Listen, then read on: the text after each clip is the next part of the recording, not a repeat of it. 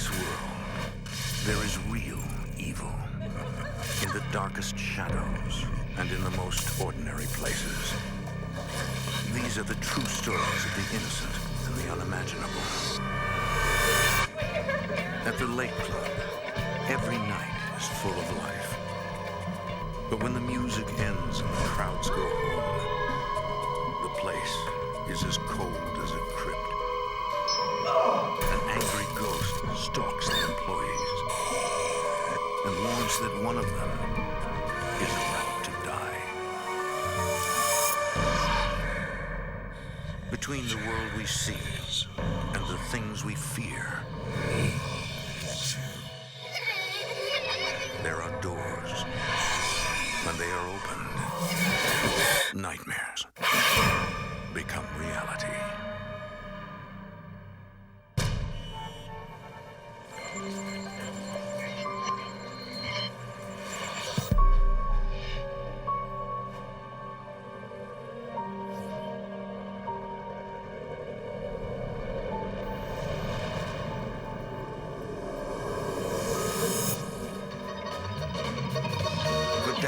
The Lake Club in Springfield, Illinois, has served as a way station for gamblers and musicians.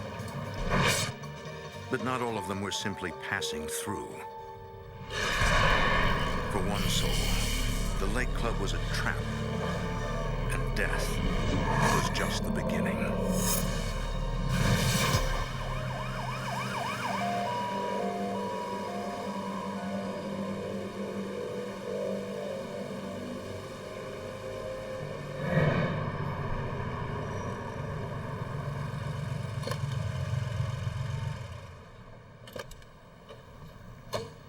In the summer of 1974, Lake Club owners Philip Dean and Tony Barbato show the club to a prospective renter named Bill Carmine. Hey, Bill, nice to meet you. I had a construction business with my dad and brother.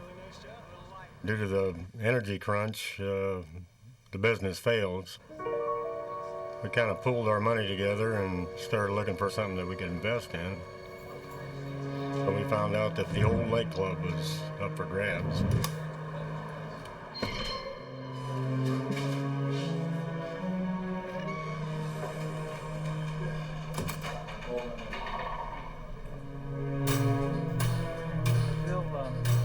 Mention this or not, but you know, we've had some outstanding entertainment here. The place first opened in 1941. Here, legendary musicians like Nat King Cole and Ella Fitzgerald played to crowds of up to 1,200 guests. The club has been closed for the past 6 years, but the owners have taken good care of their property. All right, Bill, take care. All right, call me later. I will. Sure. Go walk around. The whole place is ready to go. I mean, turn on the lights when you come in. The glasses were all there. The chairs were all there. It was almost like a turnkey walk in and open up. Show you the rest of the place. All Bill needs to reopen the nightclub is a liquor license and a band.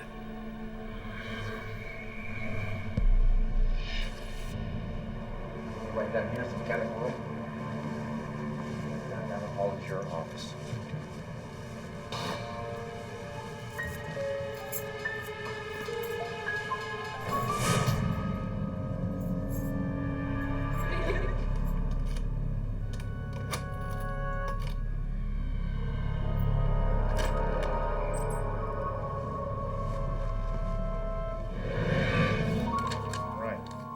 Philip Dean finalizes the deal in a back office. There you go. Yes, sir. Bill notices a hole in the ceiling. What do you got here? What's that? What's that there? A water leak or something? Dustin, you can fix that, can't you? Yeah, that'd be good as new, no problem. Couple days, good as new. Dean quickly reassures him that the caretaker, Dusty, will fix the So you problem. got 6 years, right?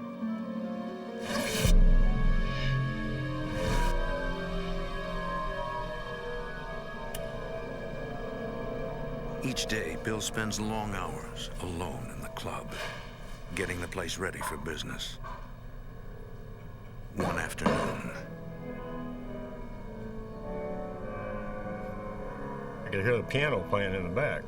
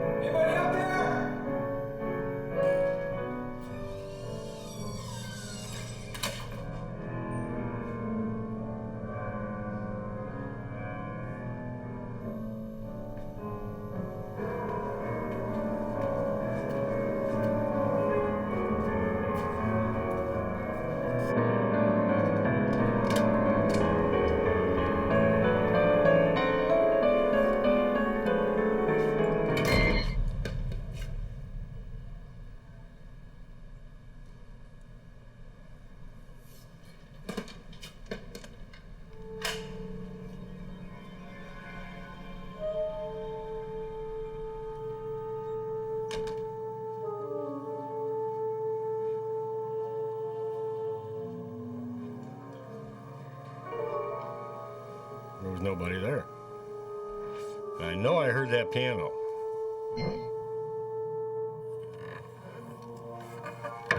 I felt a little chill.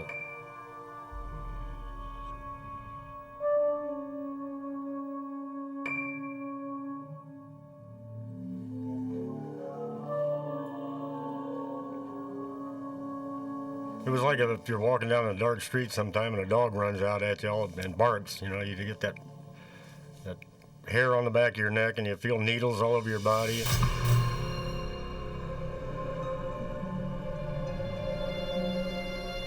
there anybody out there?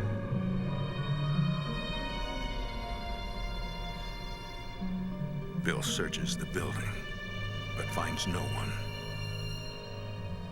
On the back of my mind, I kept wondering, did I really hear the piano playing? I couldn't explain it, so I just shrugged it off.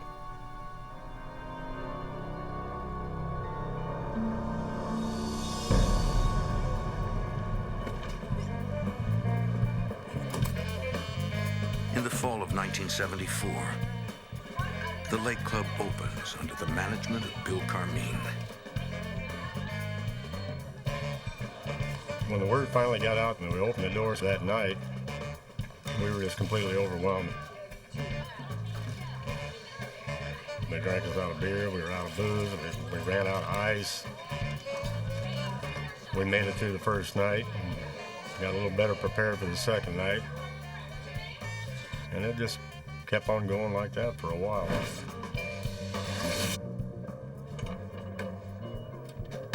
Bill quickly realizes that he can't run the club by himself. He turns to musician Tom Blasco. $6.50. Buy you guys a drink. I first became involved with the Lake Club when my band was hired there, and I met one of the owners, and we became friends. So you do such a good job. I know you got. We got a rapport going with each other. I asked him if he wanted to invest. I want you to come in, maybe manage the place.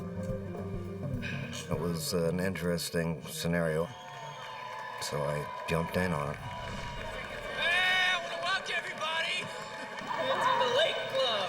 We'd like to introduce all of you to... I got some different entertainment in there, and the place just went great guns.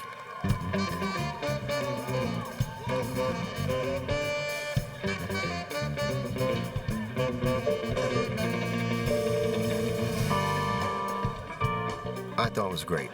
Everybody got along good. We had a good line of entertainment. We had good patrons. Everybody enjoyed themselves. It was just a fun place to be. In fact, I couldn't wait to get there every night.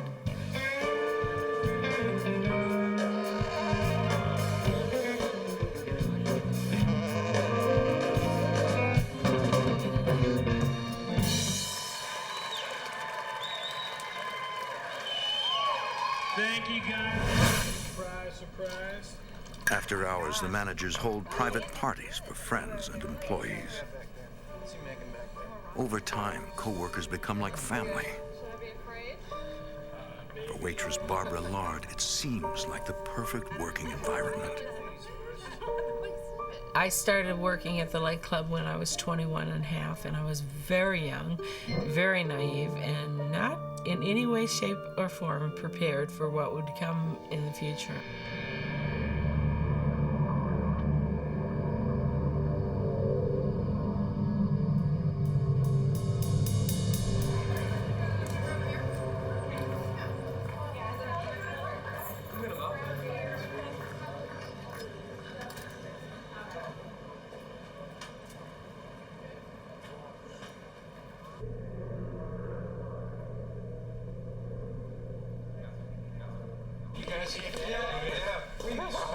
Did you see that one girl out front?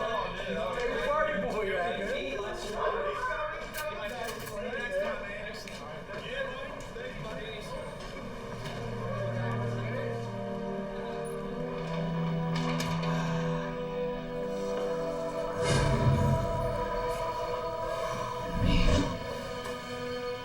I was just suddenly surrounded by this cold chill.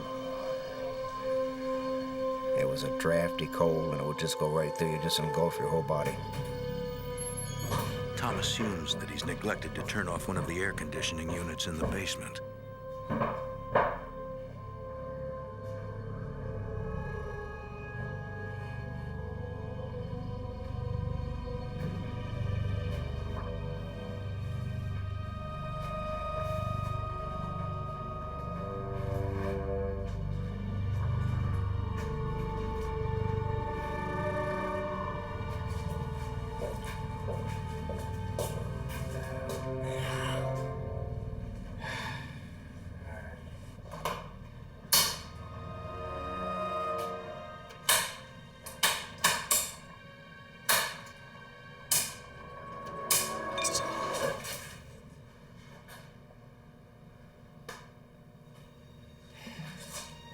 It was like someone was right behind you.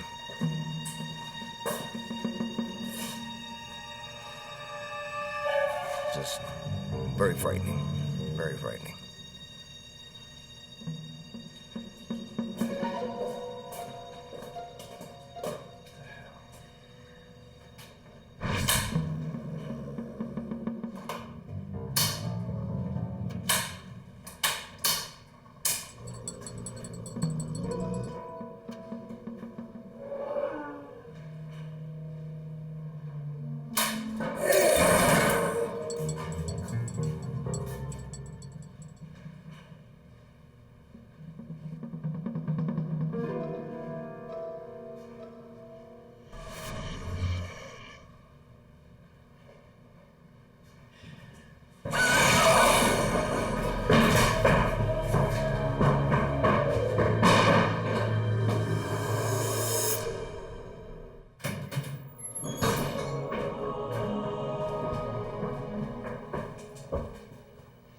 One night after closing, Tom Blasco has a terrifying feeling that he is not alone.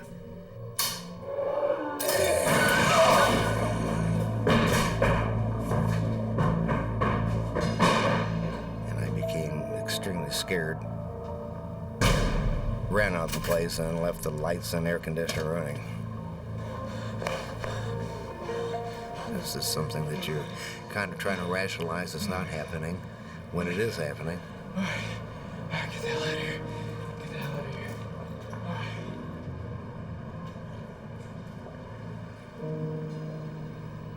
Tom decides not to tell anyone about the experience.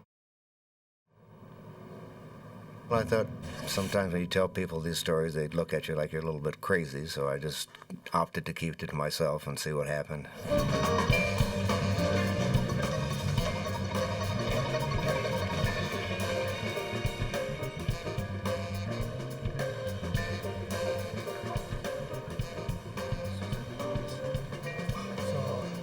Later, Bill tells Tom that he's had some strange experiences inside the club. There's no one Are in you the- sure you didn't see anybody? There was no one in there. I walked in there, the piano cover was down. I walked around all over the place. There's nobody there, man.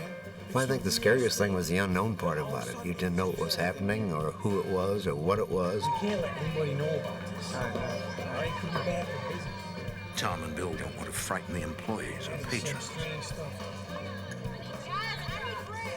You really don't want word to leak out, otherwise people wouldn't want to come out and come to the business. For weeks, Tom and Bill don't experience anything unusual. Anytime, you gotta do me a favor. Yeah, what? I got a real important meeting, if you know what I mean. Can you do me a favor? Can you finish doing the money, the credit card receipts, the books, and all that? And Yeah, no problem. All right, man. I'll see you tomorrow. One night, after business hours,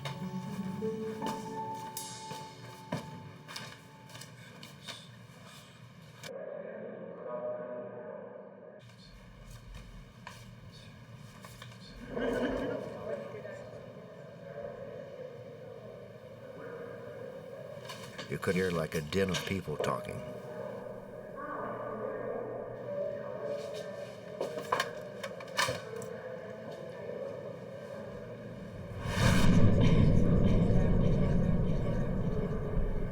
You couldn't make out what they were saying, but you could hear a conversation going on. I started carrying a rosary because being a Catholic, I thought that would protect me against any evil or bad things that were going on there.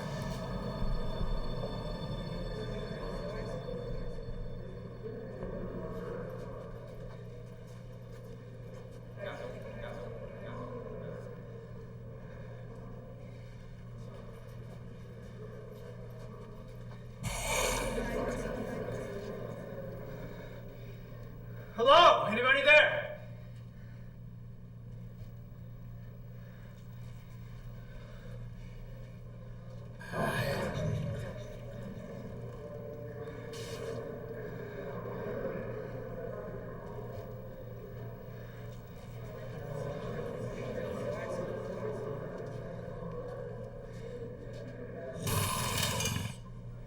Anybody in here?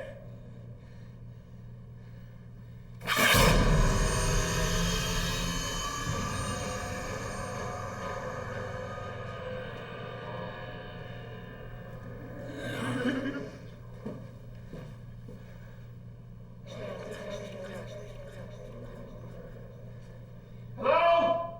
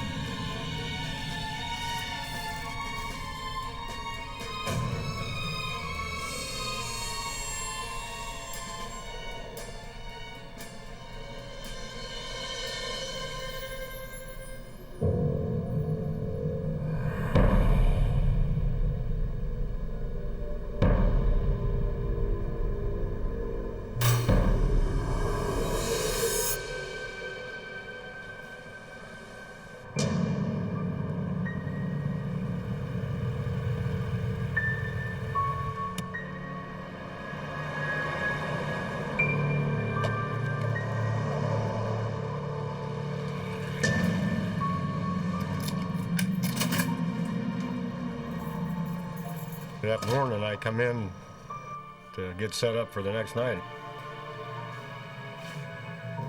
Here's all the cash still out on the table and the safe was still open.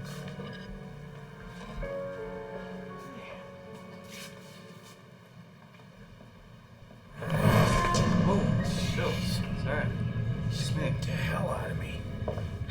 What's going on? What happened in here? Look, I've been in here last night. I know what it looks like, but look, something really crazy happened last night. What is it? I walked down the hall and I was looking everywhere for something. I couldn't see anybody. Nobody was around. And somebody was there. He said it just scared the hell out of him. He said he didn't really remember running out of there and leaving the money. He just knew he wanted to get out of there.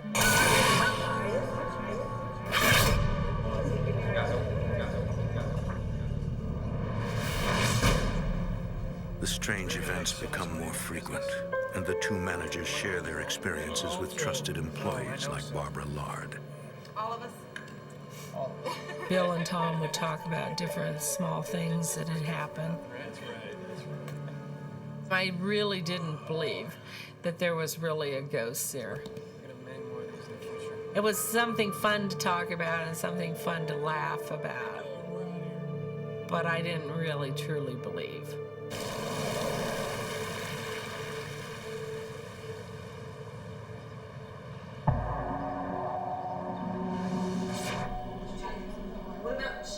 One day before the club opens for business,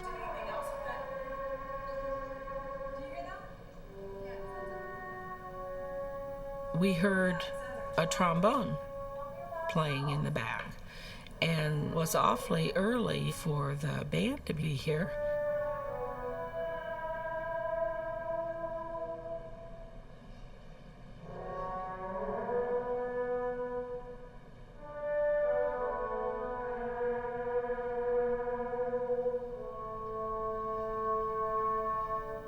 I didn't hear anybody come through.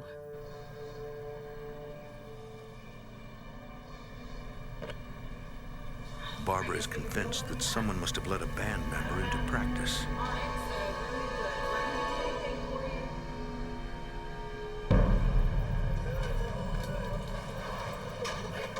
A few hours later, the band arrives.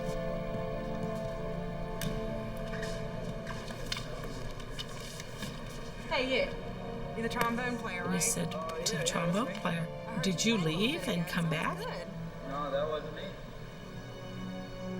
No, I heard you playing about an hour ago up in the practice room. It was pretty good. No. I don't think so. We just got here. He said, "I was never here." Half an hour ago, maybe? The band leader tells Barbara that 30 minutes earlier they were all in a restaurant eating dinner. That wasn't me. Sorry. Definitely wasn't me. Their instruments were locked in the van. Come on. We thought it was just a joke. He was just teasing. Really? He said, "Barb, we are not kidding you. He was with us at supper." Earlier today, Smitty and I are setting up the bar, and we start hearing a trombone. Bill and Tom and all of the employees started talking. Maybe there was something more going on here because we've got all these weird happenings. People were scared. The employees, the people that came in didn't really know anything that was going on. But the employees who worked there, they were scared. Even some of the bands that came in were starting to feel that there was something not right with the place. And they approached us about it. Everybody started agreeing that there's something strange going on here. Yeah, the problem is nobody was there. One of those things again. Something's going on and we gotta do something about it. We gotta do something fast. The lake club owners and employees try to keep the business running as usual.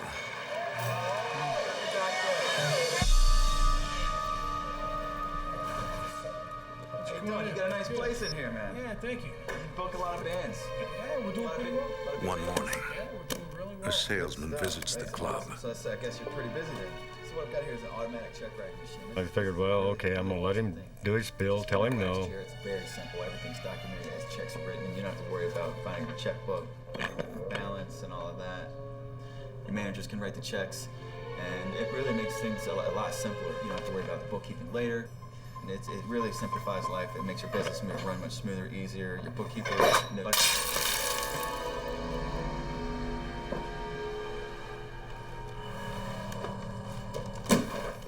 It scared the hell out of him. Sorry about that. I don't.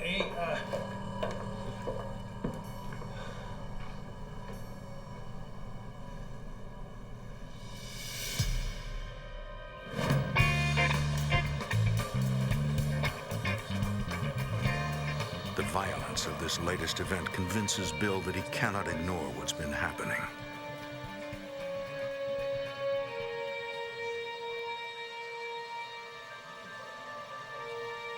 We were wondering what measures we should take. You can't close the doors on the business because we got a problem there. So we were kind of between a rock and a hard spot.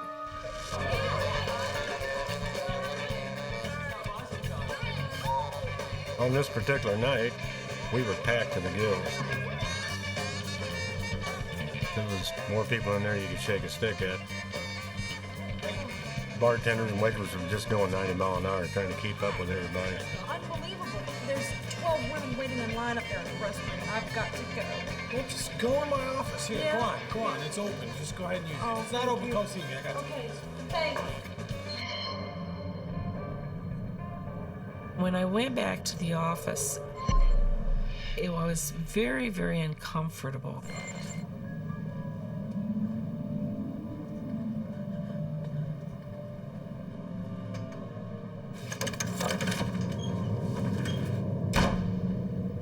I just was unsettled, and I thought, oh, I'm just a little nervous because we've been so busy.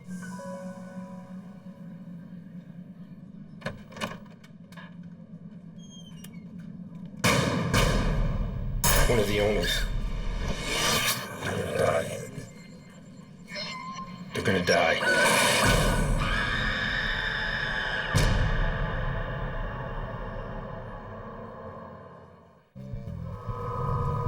At the Lake Club, waitress Barbara Lard believes that she has just seen a ghost. I just stood there, and I was in a state of shock.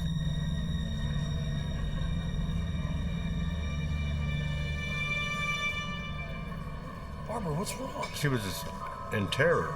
And I'm like, Barbara, what's the matter? I can't tell you.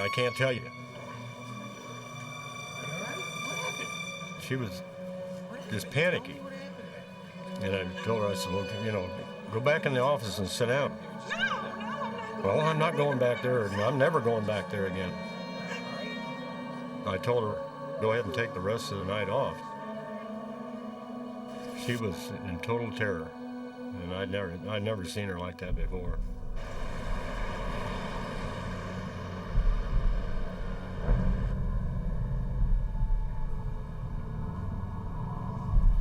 Hey, come on in. Take a seat. Gosh, yeah, why don't you give her some coffee? The next day, Barbara describes the man she saw in the back office. I went in there and he spoke to me. I said, what did he say? She said, I can't tell you. You can tell us. We can't help Why can't you tell me? I can't tell you. I can't. One of the owners. They're gonna die. I can't. Well, we can't help you out if you don't tell us what he said to you. We need to know. I made the decision not to tell Tom and Bill, I can't tell you. and that was very difficult. I was so scared, and I didn't want it to weigh heavy on their minds. Sorry, Barbara.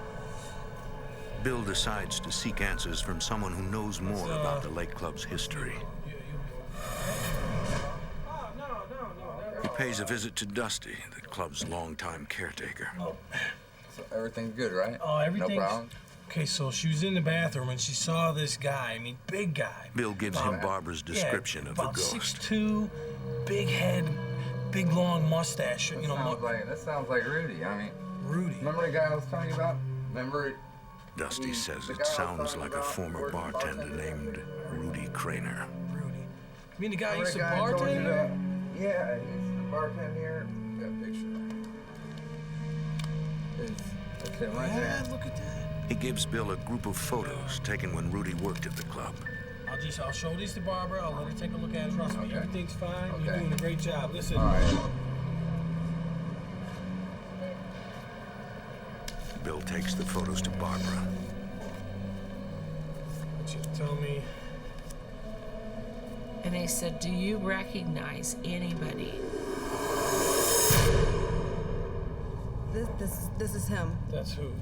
This is the man that I saw. This is the man that I saw in your office. This is him. Okay.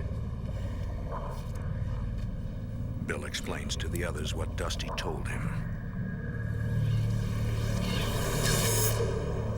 Craner worked at the club in the days when Philip Dean and Tony Barbato ran the business. We're in a lot of trouble here. He made a small fortune in tips from well-heeled patrons of the club's illegal casino. You've been skimming the books. Here's the deal. In December 1958, police raided the club and put a dent in Rudy's earnings. I'll take care of it. By tomorrow, we'll be taken care of. Take care of it. The financial stress of the following years gave him excruciating stomach ulcers. In 1968, Rudy was diagnosed with cancer. There were also rumors that he had been accused of stealing money from the club.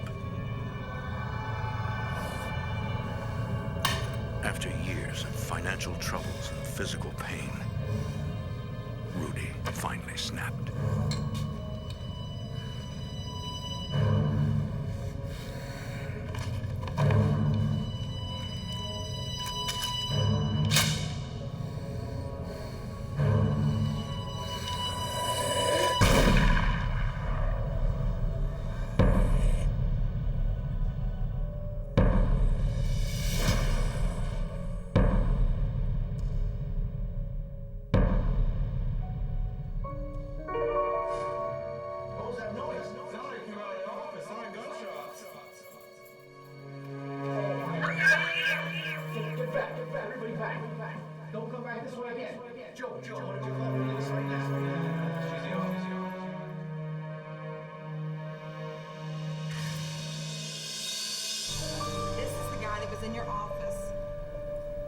Dusty said that Rudy Craner was a Catholic.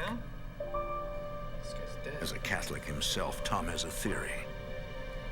Since suicide was the worst sin a Catholic could commit, he might be trapped between the planes of life.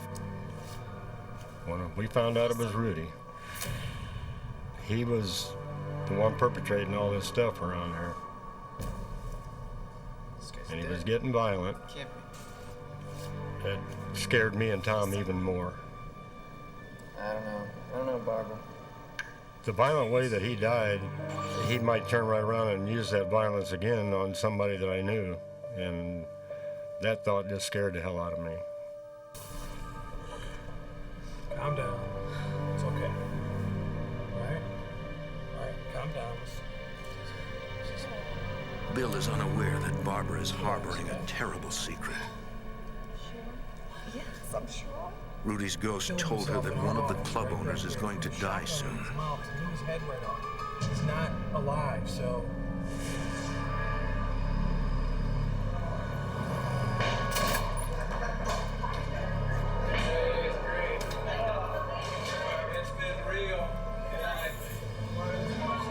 Carrying the secret of knowing that something was going to happen really affected me. It just weighed so heavy on my heart because I just adored Tom and Bill both so much. That was just almost more than I could comprehend, that I would lose either one of them. Hey, Bill.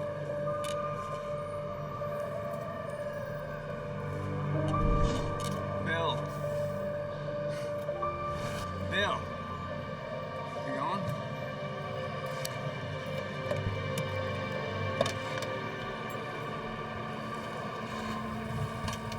For the two ambitious business owners, the future looks grim.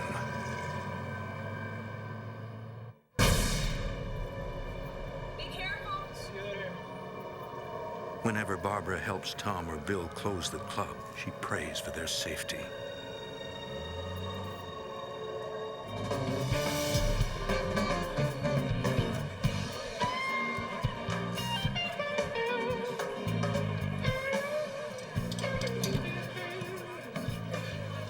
In the middle of a busy weekend night, the compressor on the beer tap suddenly loses pressure. All right, just calm down. I gotta get downstairs from here. Everything's all right, okay? Go back. Bill goes into the basement to fix it.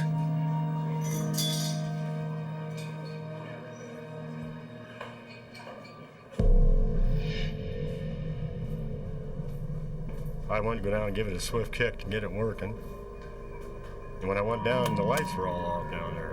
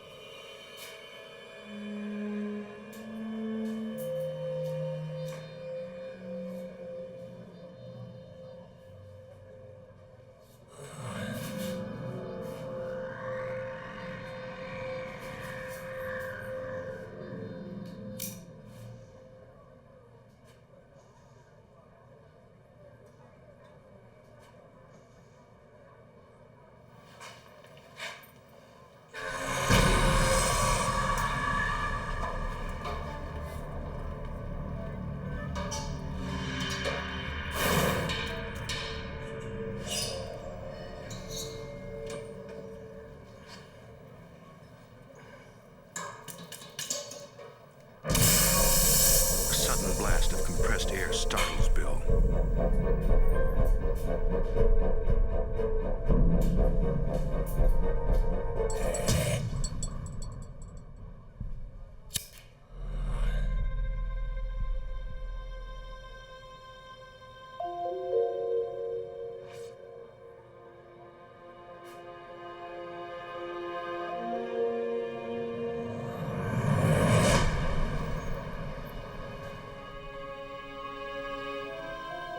Bill is convinced that the haunting is real, but he's embarrassed to discuss it with his landlord, Philip Dean.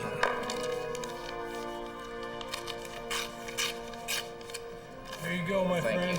Thank you. All right. Okay. See you later. Good night. Yeah, I'll come by tomorrow again, okay? Good night, guys. Thank you.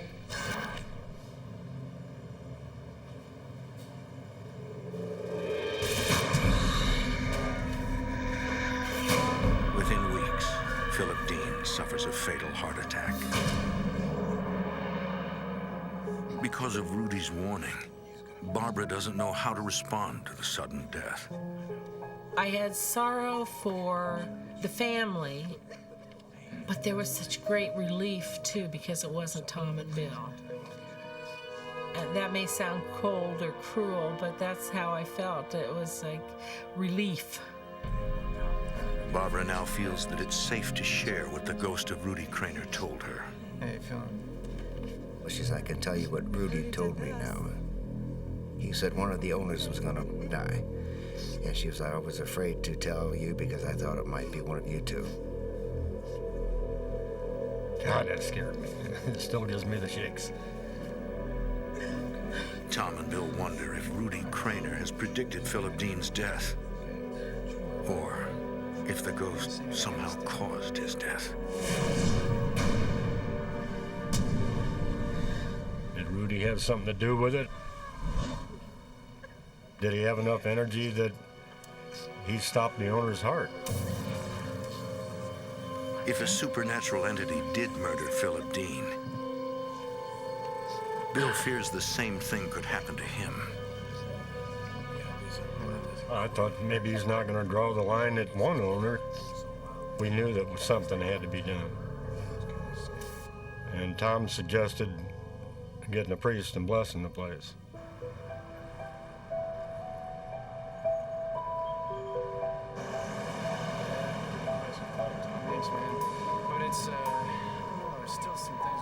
Tom asks an old high school classmate, Gary Dilly, for help. Dilly is a Roman Catholic priest. Tom asks him if he thinks an evil spirit could be haunting the club. I believe there's a spiritual realm we don't understand. And I do believe the Catholic Church also teaches that these spirits can communicate to us in different ways. We in America don't like to believe in these things because we're rational people, we're highly educated, and that kind of belongs to the superstitious.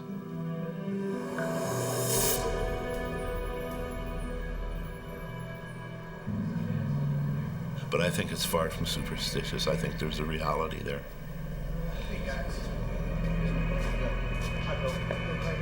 Let me show you the rest of the place here. We'll go down this hallway here. Within seconds, an ice-cold presence embraces Father Dilly. Wait a minute. What is it?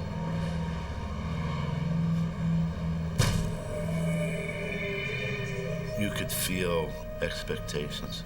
And it felt like someone had left a door open to a walk-in freezer. He says, you certainly have something hairy.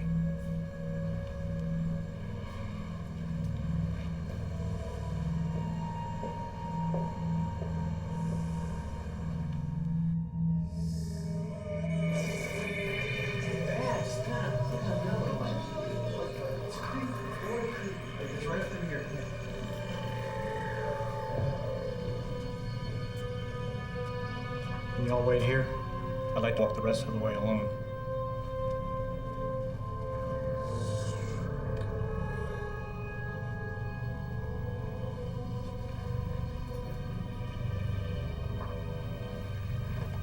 I started walking through the whole place on my own.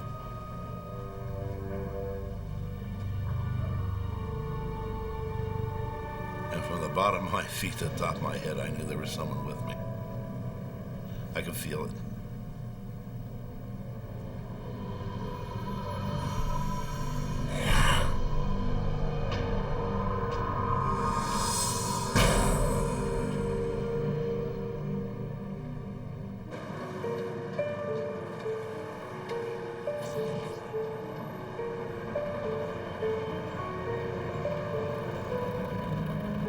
Father Gary Dilly returns to the Lake Club with 2 colleagues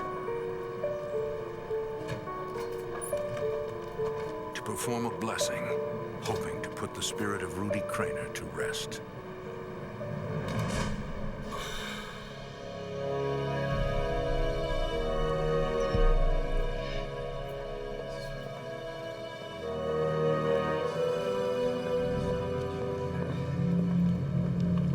That's what we're gonna do.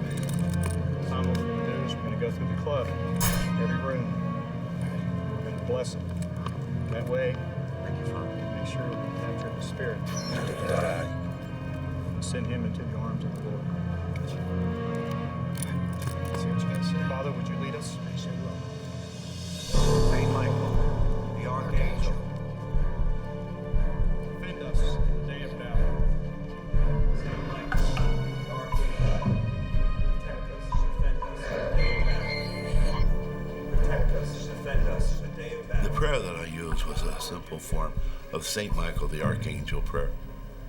We believe that St. Michael and Lucifer battled, and we believe St. Michael is a powerful source for us.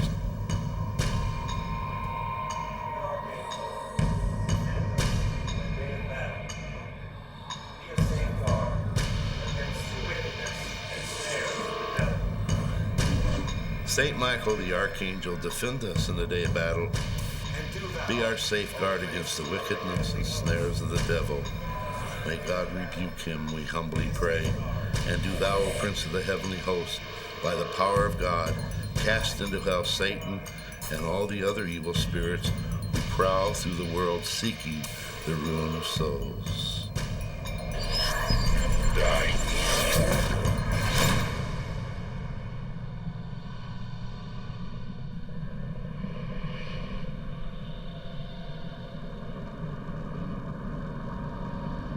From the power of God, cast into hell Satan and all evil spirits.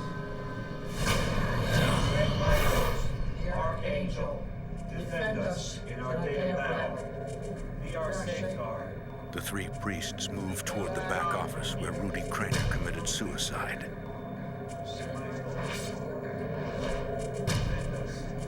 This is potentially the most dangerous area in the building.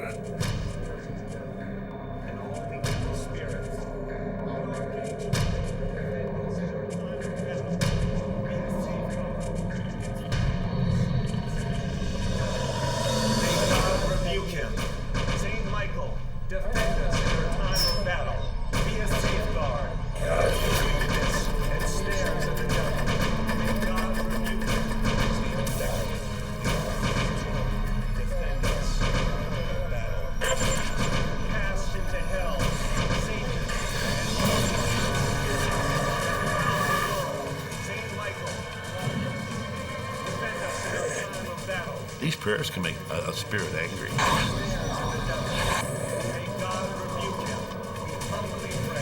And when they get angry, you don't know what they're going to do. Father Dilly knows that angry spirits can sometimes take possession of the living. They can attach on to a person that's in the room and try to invade their body and take them over.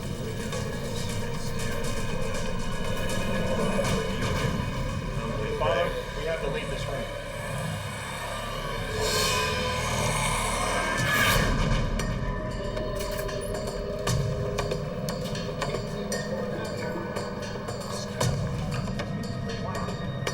So he said, now that we've blessed the place, let's get way back away from the building. And I said, what, the building's gonna blow up? I mean, he said, could possibly happen. That freaked me out.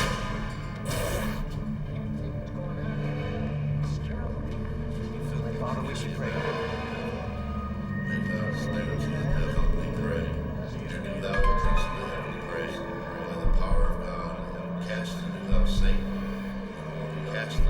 They wait outside for almost 30 minutes. The room's so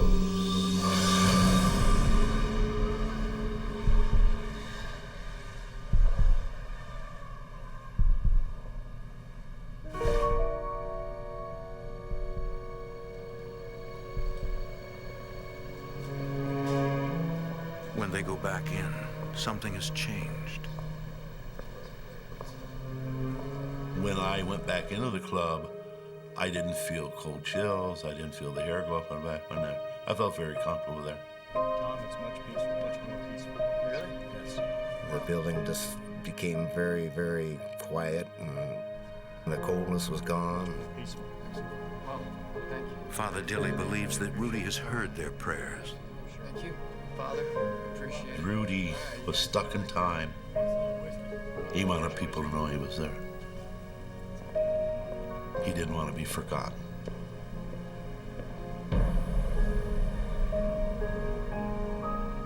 And I think that through our prayers, he was able to let go of this earth and go where he was supposed to be.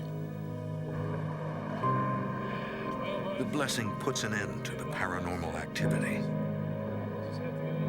The popularity of the club begins to wane. We made it for about another 6 months, and then we closed it down. Man, not the thing I thought would be in big bright lights. After the blessing, I felt much more at peace.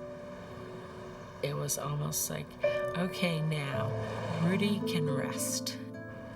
He will be at peace.